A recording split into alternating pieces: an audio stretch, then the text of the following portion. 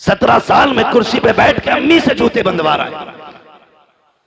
वो 17 साल का मोहम्मद बिन कासिम जब समंदरों का सीना चीर करके सिंध की धरती पे आया, कुछ तो ये देख रहे थे ये कर क्या सकता है, और जब पलट के जा रहा था तो सब कह रहे थे ये क्या क्या करके जा रहा है, ये क्या क्या करके जा रहा है। और अभी 25 साल में कह रहे हैं हमारा लल्ला छोटा है, इसे आता ही क्या है, तेरा लल्ला 10 साल का नहीं 28 साल का हो गया है, इसे कुछ नहीं आता है। पूछ मोहम्मद बिन कासिम से 16-17 साल में रब ने कौन सी जहानत अता की थी, किस माशरे में रह के पले थे वो लोग। क्या पबजी का दौर था, मोबाइल का दौर था? नहीं, खुदा की कसम वो तलवारों की खनक का दौर था, वो ढालों की धमक का दौर था, वो जवानों के बाजुओं की ताकत का दौर था। आज एसी में रह के पलने वाला बच्चा कौन सा परचम लहराएगा, सिवाय पबजी के कुछ नहीं आता है। उनकी माँ ने दूध पिलाया था तो ये कह के पिलाया था कि जिंदगी भी नबी के लिए है, पूरी कायनात नबी के लिए है। आज हम शौक से पढ़ते हैं, शौक से सुनते हैं, ताज शरिया का कलाम है, ताज शरिया का कलाम है। क्यों भूल जाते हो उनका दिया हुआ सबक? कितनी प्यारी बात कही थी उन्होंने, कहा था जिंदगी ये नहीं है किसी के लिए, जिंदगी है नबी की, नबी के लिए। अख्तर कादरी खुल्द में चल दिया, खुल्द वागे हरे कादरी के। नारे तकबीर, हाँ बुलंद आवाज से बोलो, डरो मत किसी चीज से। नारे तकबीर, नारे रिसालत, फैज़ाने आला हज़रत, मसलके आला हज़रत, फैज़ाने दादो सरिया, मोहम्मद रसूल, मोहम्मद रसूल, स्वर की सरजमीन, नारे तकबीर, सुभान अल्लाह सुभान अल्लाह। ईमान ताजा कर दिया।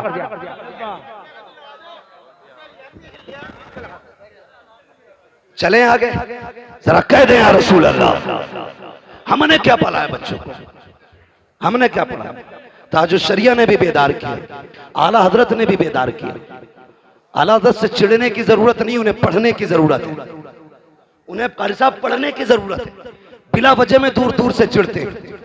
आला हजरत ने कहा था सूना जंगल रात अंधेरी, छाई बदली काली है, सोने वालों जागते रहियो, चोरों की रखवाली है।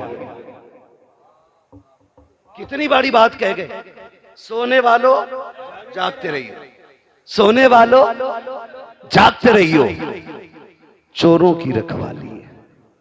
मैं आपसे कहना चाहता हूं, क्या तैयारी हमने की है? सारे नौजवान बैठे, सारे नौजवान बैठे, इतना कमजोर कोई नहीं है जो रोजाना सलातुत तस्बीह ना पढ़ सके। पढ़ सकता है नहीं हर नौजवान? अगर सीख ले तरीका, हर नौजवान एक मर्तबा रात में सलातुत तस्बीह पढ़ सकता है। इतने मजबूत लोग हैं, इतने मजबूत लोग हैं।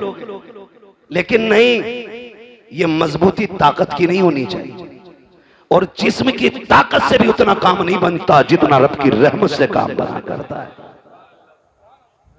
रब की रहमत से जितनों ने गर्दने मैदान जंग में कटाई, हर परवरिश के पीछे एक जियाली मां का हाथ है। पढ़ लो सारी तारीख।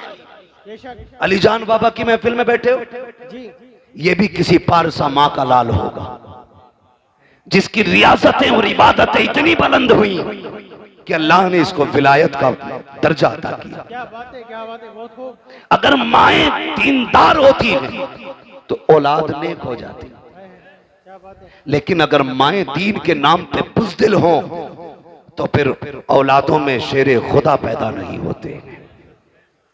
ये याद रखिए, औलादों में फिर बहादुर पैदा नहीं होते। इसलिए माओं का बहादुर होना जरूरी है, और बहादुरी से मतलब है माओं का दीनदार होना जरूरी है। जो किचन में मोबाइल बजा के आटा गूंद रही है,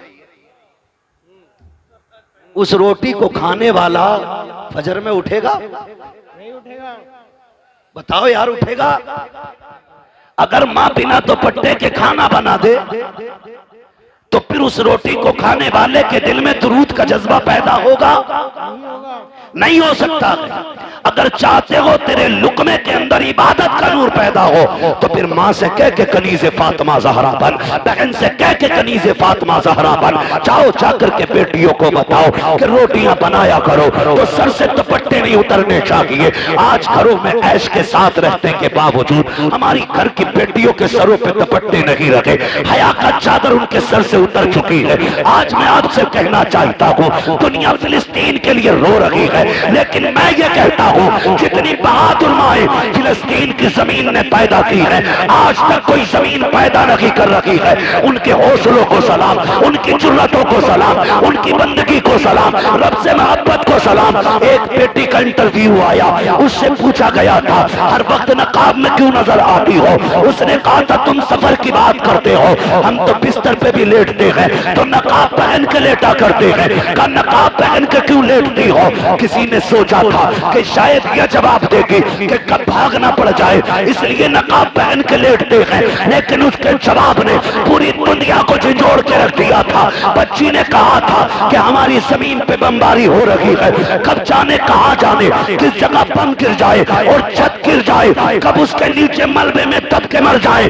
हम नकाब इसलिए पहनते हैं अगर किसी छत के नीचे हम दम दब के मर जाए और लोग लाशें निकालने आए तो हमारे जिस्म के ऊपर नकाब का पहरा होना चाहिए ताकि किसी की नजर हमारे बदन पे न पड़ने पाए।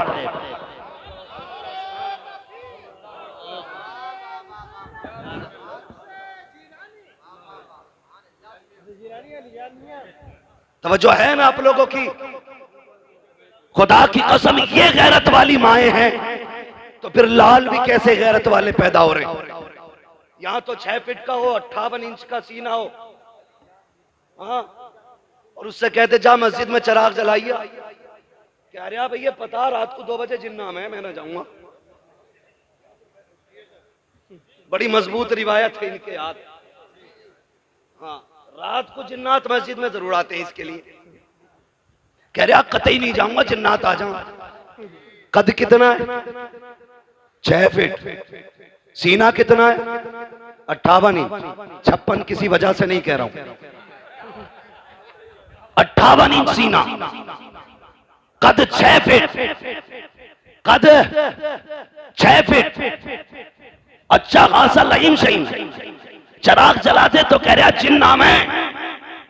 ये इसका नजरिया है। उन माओं के लालों को देखो, उम्र 6 साल है, कद 1.5 फीट है, छोटे छोटे हाथ हैं, खा नहीं पा रहे हैं, बोनिया दूध की हाथों में है, हाथ में दूध का फीडर लेकर के बड़े बड़े बहादुरों के आगे AK-47 लिए दुश्मन सामने खड़े हैं। किसी के हाथ में बम है, किसी के हाथ में गन है, लेकिन उन माओं के लालों को सलाम करो। 6 साल की उम्र में भी आंखों में आंखें डाल के कहते हैं तूने समझ क्या रखा है, हमने मोहम्मद का कलमा पढ़ा है, हम जान दे सकते हैं, ईमान नहीं दे सकते।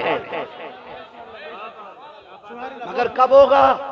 जब माएं नेक होंगी, जब माएं नेक होंगी। दादी कितनी नेक है पता है? पोते की शादी आ जाना, पैर नीचे नहीं रख रही है कारी साहब को, उड़ उड़ के कह रही है 7 दिन पहले गीत शुरू कर दो।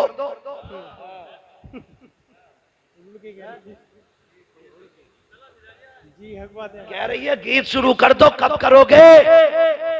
7 दिन रह गए, मेरी अम्मा शादी में 7 दिन है और तेरी मौत का एक लम्हा भी बाकी नहीं है।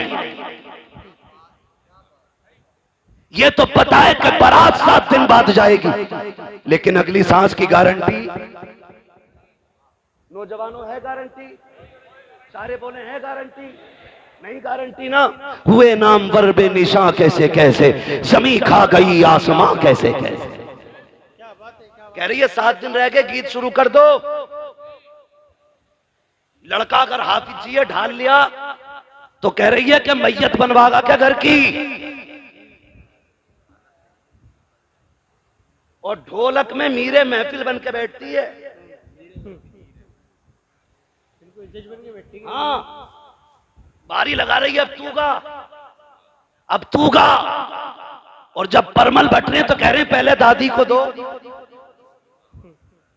सेव कहते परमल खीले ना, खीले ना, पहले दादी को दो। क्यों? कि इसका सबसे बड़ा कारनामा गलत नहीं कह रहा हूं मैं।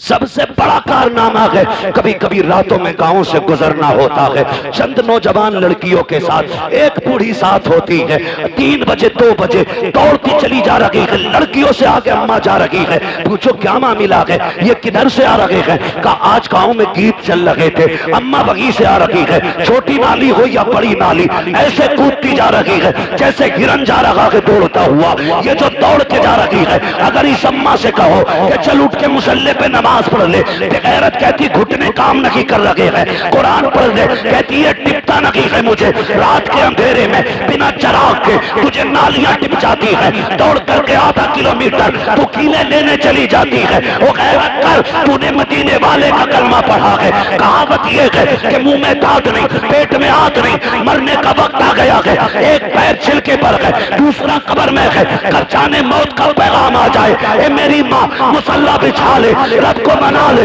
पूरी जिंदगी गुनाह किए गए, आज रो के रब को दिखा दे, खुदा की कसम कब्रिस्तान में जा, दफन हो जा, रब को राजी करके जा, अगर बत्ती की जरूरत नहीं है, तेरी कब्र से मुझको अंबर की खुशबू आनी शुरू हो जाए।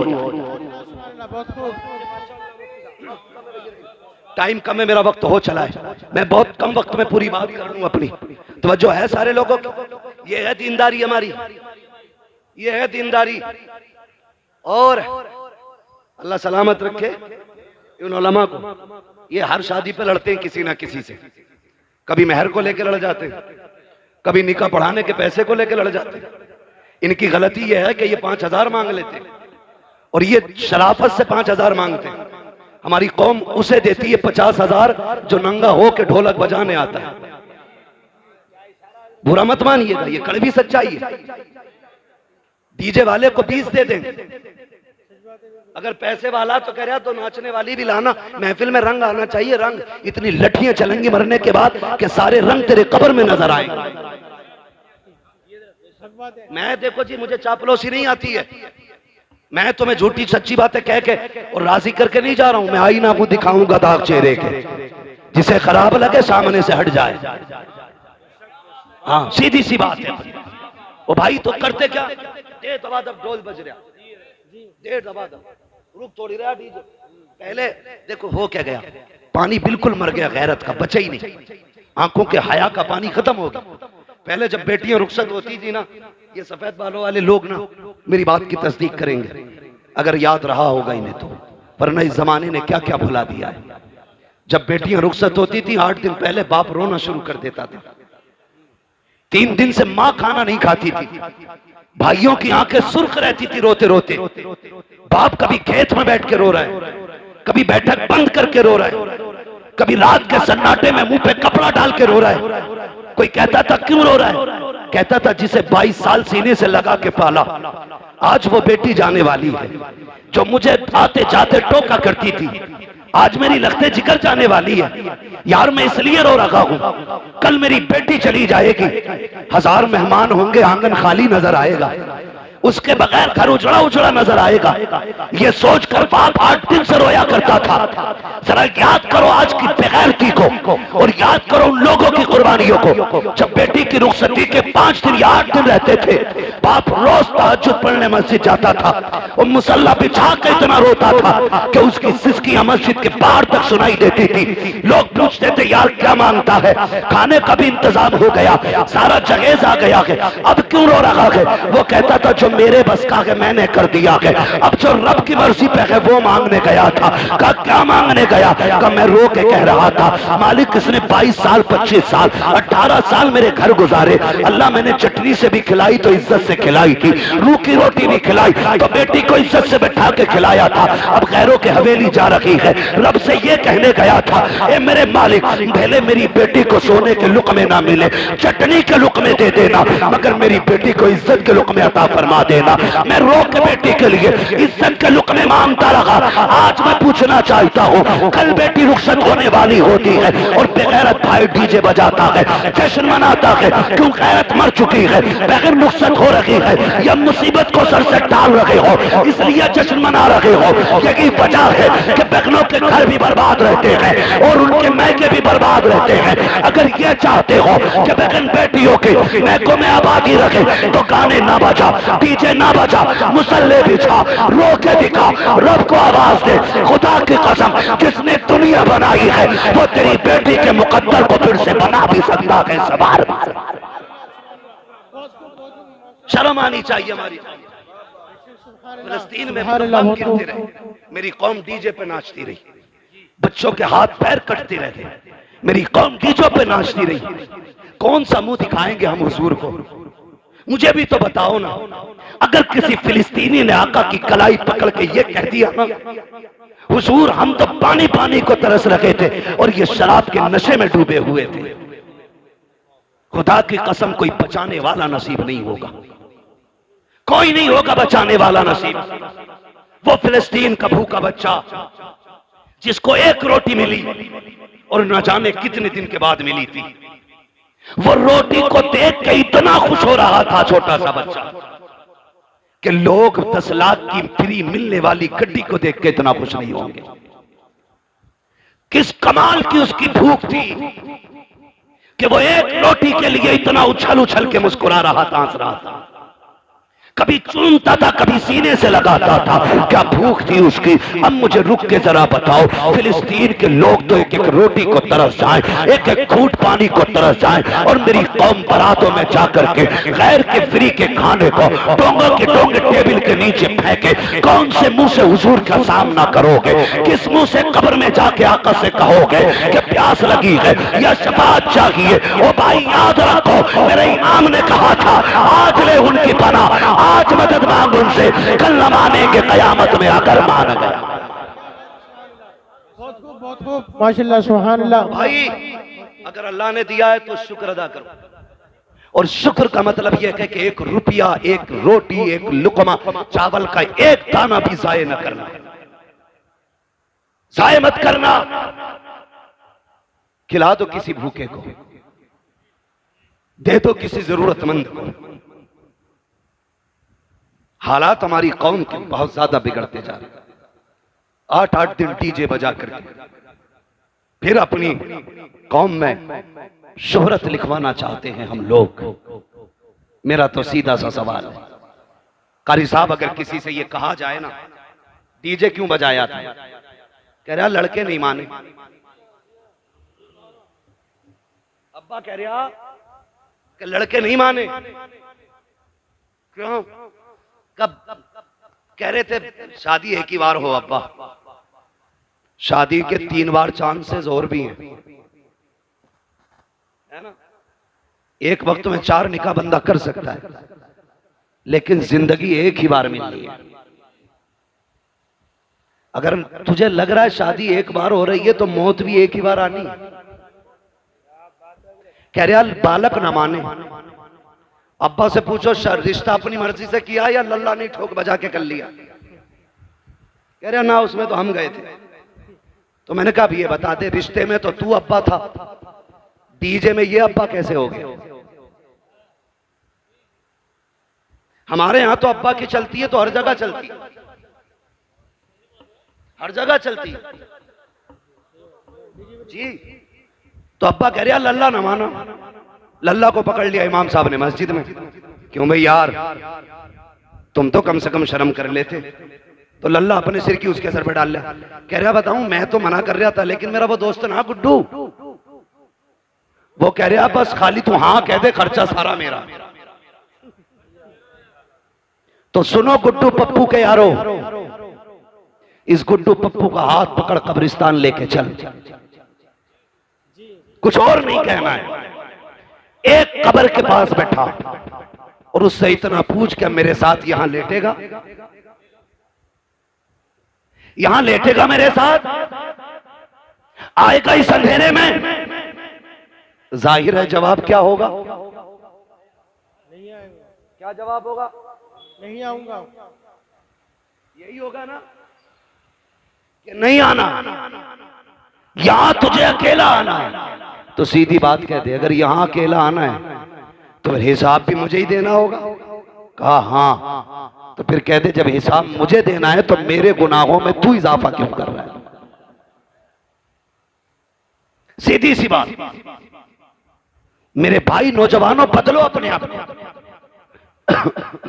जिंदगी के उसूल बदलो, अपने रवैये बदलो, तौर तरीके बदलो, सच्चे मुसलमान बनो, पक्के मुसलमान बनो।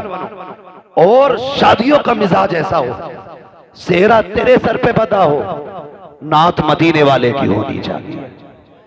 दूल्हा तू बना हो, सेहरा हुजूर का पढ़ा जाना चाहिए, ताकि दुनिया देख के कह दे ये बेगैरतों की बारात नहीं है, ये गैरत वालों की बारात जा रही है। सुभान अल्लाह, क्या बात है।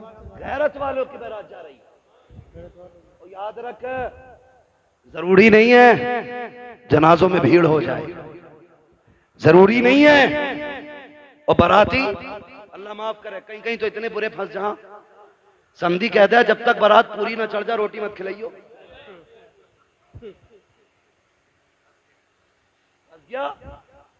40 किलोमीटर चल के गया था बाइक से, अब वहां दूल्हा के साथ फैलना है तो पैर ऐसे उठ रहे हैं कि इधर एक उधर, गिरते पड़ते दूल्हा के साथ टहलना। घूम लिया और जब निकाह का टाइम आया तो 5 लोग बचे। कितने? 5 लोग बोल सकते हैं कि नहीं? कितने? 5 बाकी कौन? 5 बहनोई, अब्बा, ये भी दोनों मजबूर हैं, वरना ये भी निकल लेते। और 2 दोस्त, एक जनाब खुद। और कौम की हालत देखो, कहने को हम बहुत पक्के मुसलमान हैं, और जब दूल्हा को कलमा पढ़ाओ ना तो करवट वाला कह रहा है ला इलाहा ला इलाहा ला इलाहा, कह रहा ला इलाहा, तो इसे ला इलाहा कहने में मुसीबत आ रही है। इल्लल्लाह पे जाके इसकी सांसें टूटती है। करवट वाला कह रहा इल्लल्लाह, आरे मार रहा हो, खिस्सा को भी कह रहा है इल्लल्लाह, वो भी रूठ जाता। और कई तो बैठे इसलिए रहते हैं कि यार इसे जरा इमाम साहब के साथ कलमे कहलवा देंगे वरना फंस जाएगा। हमारी कौम को कलमे तक याद नहीं है, और तीजे में मस्जिद में पहुंच जाए तो चनों के ढेर। जी हक बात है। दबा तब गिरा रहा, जरा सी देर में चने खत्म। ओ भाई, मुसलमान बनो, मुसलमान किरदार अच्छे करो, अखलाक अच्छे करो, अखलाक हुजूर के दिए हुए पैगामात याद रखो। तारीख में बहुत बड़ा नाम सलाहुद्दीन अय्यूबी का है। जी कौन सलाहुद्दीन अय्यूबी? ये वो है कि जब बैतुल मुकद्दस मुल्क के शाम में काफिरों का कब्जा हुआ और मुसलमानों का कत्लेआम किया गया, 70,000 एक दिन में मुसलमान काटे गए। सड़कों पे खून का आलम यह था कि घोड़ों के पैर फिसल लगे थे चलते हुए। इतना खून फिलिस्तीन में बहा था मुसलमानों का। उसी दिन से इस जवान ने अकेले खड़े होकर कहत किया था, आज जो 70,000 काटे गए हैं, जब तक इनका बदला न ले लिया जाएगा उस वक्त तक चैन से नहीं बैठना। और तारीख गवाह के अकेला उठा, रब ने मदद की, फिर इसने फलस्तीन के दरवाजे पे जाकर बैतुल मुकद्दस के दरवाजे को खटखटाया। पादरी खड़े हो गए आगे आके। आज सलाहुद्दीन अय्यूबी फातेह बन के खड़ा है, पादरियों की गर्दनें झुकी हैं। हिसाब लगा रहे थे, हमने इनके 6 माह के न छोड़े, बेटों के बच्चे कत्ल किए, औरतें बच्चों पे तलवारें चलाई गई, जवान नौउम्र मारे गए। ये तो आज एक को ढूंढ ढूंढ के कत्ल करेंगे। सारे लोगों की गर्दनें झुकी हुई थी, सब सलाहुद्दीन अय्यूबी का चेहरा देख रहे थे। आपने कहा था, सलाहुद्दीन अय्यूबी कहते हैं, कहो पादरी आज क्या लग रहा है तुमको, तुमने मेरे मुस्तफा की 70,000 उम्मत को बेदर्दी के साथ काटा था, आज क्या होना चाहिए? सबकी गर्दनें झुक गई। आज हमारी बर्बादी का दिन है, आज बदले का दिन है, आज हमें मौत नजर आ रही है। सलाहुद्दीन अय्यूबी की आंख में आंसू आ जाते हैं, आंखें बरस जाती हैं। कहते हैं जालिमो तुम क्या जानो, इस्लाम क्या है और मुसलमान क्या है। आज तुम्हें बदला नहीं लिया जाएगा, आज मैं वो करूंगा जो फतह मक्का के दिन मेरे नबी ने दुश्मनों के साथ किया था। कहा क्या करोगे? उन्होंने बेटी के कातिल को माफ किया था, मैं बैतुल मुक़द्दस के कातिलों को माफ कर रहा हूं। तारीख गवाह है, खुदा की कसम। जैसी सलाहुद्दीन अय्यूबी ने इतना कहा कि मैं फतेह मक्का की तारीख दोहराऊंगा, मेरे नबी ने कहा था अंतुम मुत्तलका, आज सब आजाद हो जाओ। मैं भी कहता हूं आज तुम सब आजाद हो। जैसे इतनी बात कही ना, तुम सब आजाद हो, तो चीखें निकल गई लोगों की। पादरियां कदमों में आ गए, घुटनों के बल तो पड़े थे, खड़े होकर के कहते हैं सिर्फ रहने की इजाजत की बात नहीं है, सिर्फ कब्जे की बात नहीं है। सलाहुद्दीन हाथ बढ़ाइए, कलमा पढ़ाइए। कहा क्यों? कहा समझ गए हैं अगर एक सलाहुद्दीन अय्यूबी का किरदार ऐसा है तो मदीने वाले मुस्तफा का किरदार कैसा रहा हो। सुभान अल्लाह, क्या बात है भाई, क्या बात है। उसमें भी फरमाने मुस्तफा पे अमल सलाहुद्दीन अय्यूबी का देखे, तन्हा उठे, चंद लोगों के साथ उठे, फिर फौज बन गई। मैं अकेला ही चला था जानिबे मंजिल, मगर लोग साथ आते गए और कारवां बनता गया। ये कंडीशन हुई। उसमें भी एक कबीला, एक मोहल्ला ऐसा था जो इस्लाम नहीं लाया। सलाहुद्दीन अय्यूबी से जंग हुई, जंग के बाद फातेह बन के बैठा है सलाहुद्दीन अय्यूबी। क्या बन के? आज तो मिंबर या जीत जाए ना, कह रहा देखूं ऐसा गली वाले। यही बात है, यही बात है भाई। कोई बैठा हो तो बुरा ना मान लो, ये पूरे हिंदुस्तान की कंडीशन। कह रहा बस जीतन दो। मेरी पतंग थी, इसने इमली का स्टिकर लगाया, देख लूंगा इसे। जबकि 5 साल के लिए बना। तो इतना गुरूर है, इतना घमंड है। सलाहुद्दीन अय्यूबी जिसने बैतुल मुक़द्दस फतह किया, जिसने बैतुल मुक़द्दस पे ला इलाहा इल्लल्लाह का परचम लहराया, वो एक कबीले पे हमला करता है। यानी कि हमला अपनी तरफ से नहीं, उस कबीले की फौज आई, आमने सामने टकराव हुआ। जब फातेह हुए सलाहुद्दीन अय्यूबी, एक खातून दौड़ती हुई आई। उसने कहा सलाहुद्दीन तू तो फातेह है ना, तूने कब्जा किया हमारी बस्ती पे। कहा क्या बात है? कहा मेरे 4 बच्चे, इस जंग की भागम भाग में ना मेरे बच्चे गायब हो गए। अपनी फौज से कह के ढूंढ के लाए। इतना सुना, जुब्बा संभाला, साफा अमामा सर पे रखा, तलवार लटकाई, घोड़े पे बैठने लगे। खातून ने कहा तू किधर चला? कहने लगे मां तेरे बच्चे ढूंढ के लाने। औरत मुसलमान नहीं थी, कलमा पढ़ने वाली नहीं थी। कहा मां तेरे बच्चे ढूंढ के लाने। ये कह के घोड़े को निकाला, चले गए। सुबह से शाम हो गई, बस्तियां छान डाली, गलियां छान डाली, चलते चलते थक जाते हैं, जंगलों को छान डाला। एक दरख्त के नीचे पहुंचे, शाम के वक्त में 4 बच्चों को सहमे हुए पाया। डरे बच्चों को लिया, अपनी सवारी पर बैठाया, अपने खेमे में आए। माँ बैठी हुई थी। कहा माँ बता यही तेरे बच्चे है कि नहीं?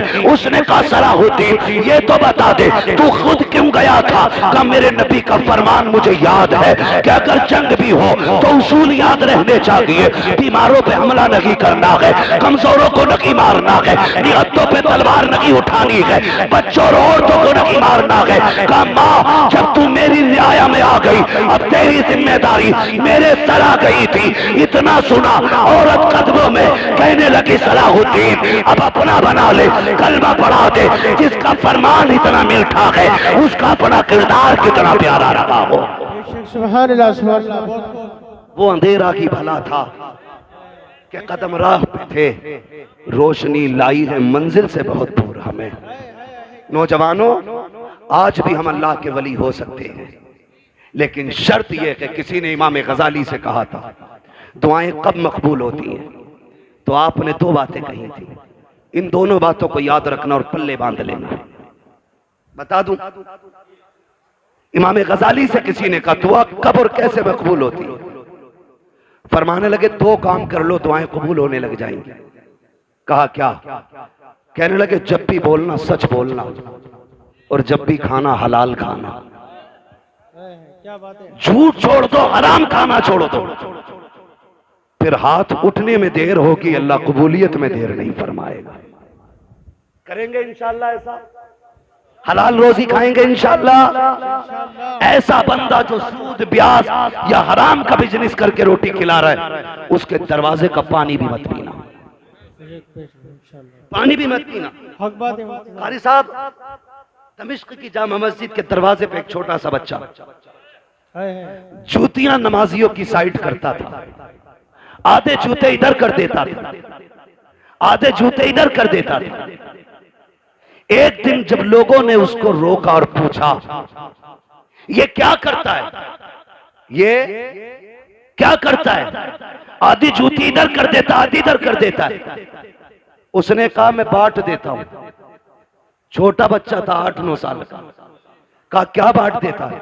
उसने कहा मैं नेक लोगों के जूते अलग कर देता हूं, गुनाहगारों के जूते अलग कर देता हूं। उम्र कितनी? 8-9 साल उम्र का बच्चा। समझ कितनी? जूते देख के बता देता है कि ये जन्नती का जूता है या जहन्नमी का जूता है। समझ रहे मेरी बात? जी बिल्कुल। जूते अलग का क्या करता है? का मैं जूते बांट देता हूं। किधर? का जो ये दाहिनी तरफ होते हैं ये जन्नतियों के जूते होते हैं, और जो बाईं तरफ होते ये गुनाहगारों के जूते होते।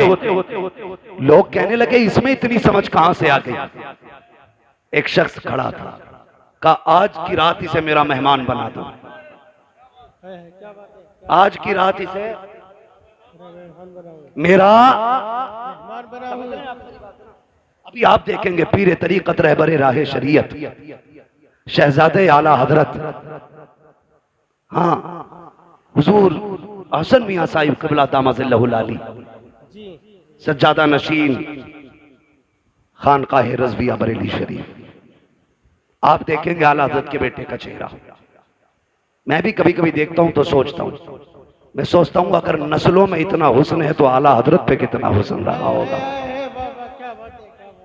आप देखेंगे उनके बेटे का चेहरा, शराफत, परहेजगारी, दीनदारी, हक्कानियत सारी देखने को मिलेंगी भी आप।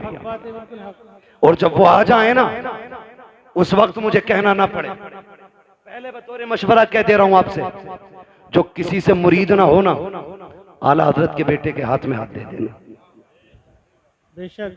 आला हजरत के बेटे के हाथ में हाथ दे देना, क्योंकि आला हजरत ने कहा था तुझसे दर, दर से सग, सग से मुझको निस्बत, मेरी गर्दन में भी है दूर का डोरा तेरा,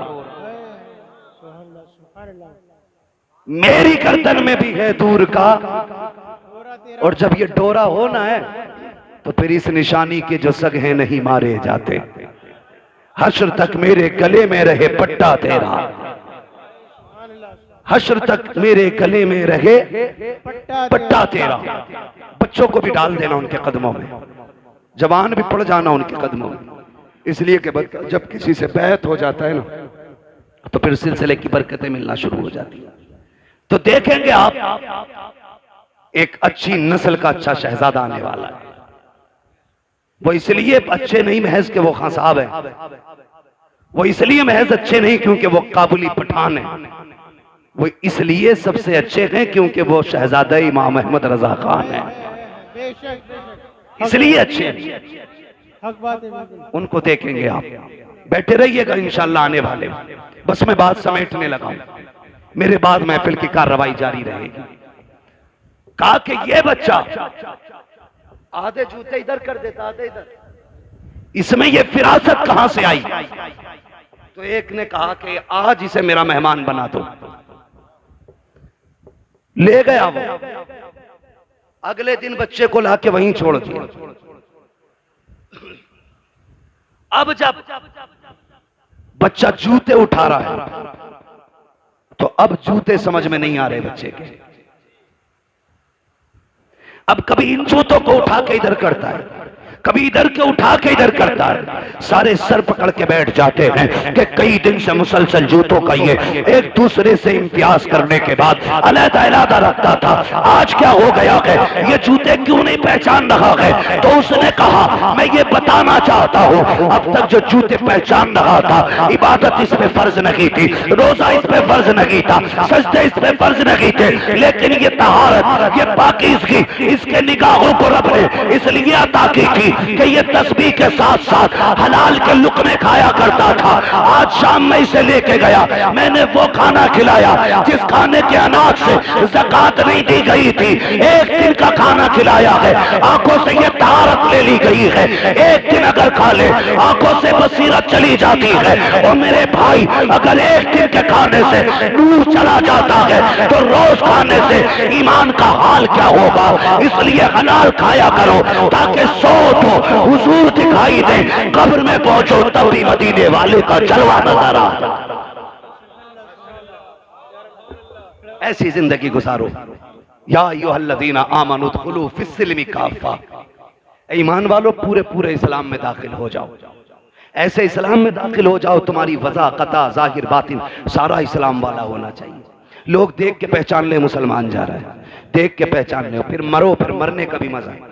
हम डरते इसलिए कि मौत से कि हमारी आखिरत की तैयारी कोई नहीं है, आखिरत की तैयारी हमारी कोई नहीं है, इसलिए डरते हैं। वरना जिन सहाबा की तैयारियां थी या जिन वलियों की तैयारियां थी, खुदा की कसम बढ़ बढ़ के गर्दनें कटाया करते थे, बढ़ बढ़ के गर्दनें कटाया करते थे। उन्हें मालूम था मौत आने की देर है, जन्नत के दरवाजे खुले नजर आ रहे हैं। आज तैयारी कोई नहीं, पक्का पता कुटाई होनी है, सब जानता किसकी मैंड काटी है, सब पता किसके पैसे मारे। अब आखिरी टाइम रो रहा है। ओ मेरे भाई खुदारा जिंदगी अच्छी गुजारो और ऐसी जिंदगी गुजारो कि जब कफन में लेटो और तुम्हारा जनाजा चले तो बताने की जरूरत न पड़े बंदा कैसा था, कौन था। तेरे जनाजे की खुशबू उछल उछल के कहे लहद में इश्क रुखे शह का दाग लेके चले, अंधेरी रात सुनी थी चराग लेके चले, तेरे गुलामों का नक्शे कदम है रागे खुदा, वो क्या भटक सके जो ये सुराग लेके चले। आज ना ये उर्स है हुजूर अली जान रहमतुल्लाह तआला अलैह का, इनकी जिंदगियां कुरान और नमाजों में गुजरी, इसलिए रब ने मरने के बाद भी, इंतकाल के बाद भी इनके मजार पे मेले लगा रखे हैं। हम दुनिया में अकेले हो जाते हैं, ये विसाल के बाद भी भीड़ में रहा करते हैं। अगर चाहते हो तुम भी जन्नती बनो तो फिर जिंदगी दीन इस्लाम के मुताबिक, जितने भी नाजायज रस्में और फालतू खर्चे हैं सारे बंद करो, उन पैसों को उठा करके तालीम पे लगाओ। बच्चों को इल्म दीन भी दो, इल्म दुनिया भी दो, ताकि इल्म दीन हो तो ईमान बचा रहे और इल्म दुनिया हो तो अपनी दुनिया भी बची रहे। दोनों चीजों की जरूरत है। बस हमारे डॉक्टर साहब ने ये महफिल सजाई, अल्लाह ताला इनकी कोशिशों काविशों को बारगाह में कबूल मकबूल फरमाए। हम सब की हाजिरी अल्लाह रब्बुल इज्जत साहिब मज़ार की बारगाह में कबूल फरमाए। कोई ये ना सोचे उर्स